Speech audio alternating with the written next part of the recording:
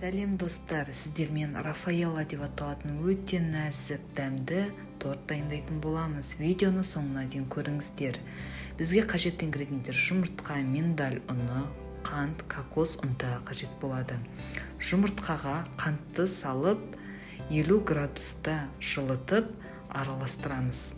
Немесе мен термомикстеріңіз болмаса, онда водяной баняда жұмыртқа мен қантты араластырып, қант ерігенше ұстаймыз.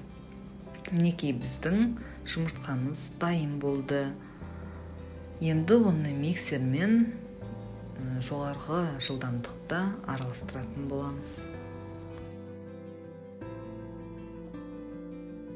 Мінекей біздің жұмыртқамыз аралас болды. Өте нәзік, воздушный, осындай қоюлықта болуы қажет.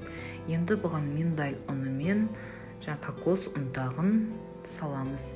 Менде миндаль ұны толық болмағандықтан қарапайым ұнды да қостым. Кокос ұнтағын салып, лопаткамен араластырамыз.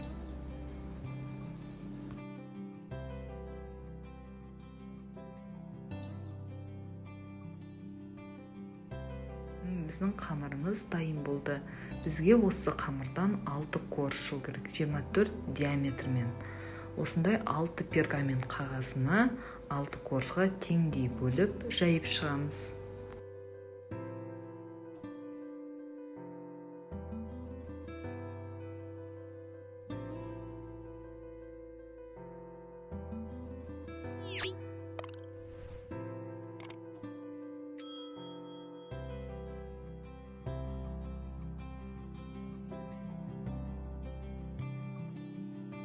Жайып болғаннан кейін оны духовкаға жібереміз. 160 градуста алдын ала қыздырылған духовкада 10 минутқа пісіріп аламыз.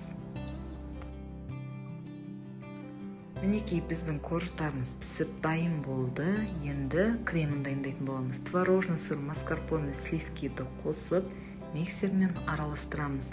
Қант ұнтағын қоспаймыз. Біздің корждарымыз онсыз да тәтті болғандықтан қант ұнтағын қоспаймыз.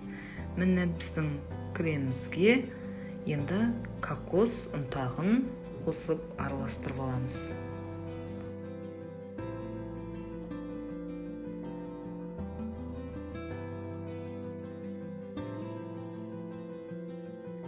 Креміміз дайын болды, енді тортты жинаймыз. Коржымыздың үстіне 2-3 ас қасықтай кремді салып, бірдей қылып жайып, тортымызды жинаймыз.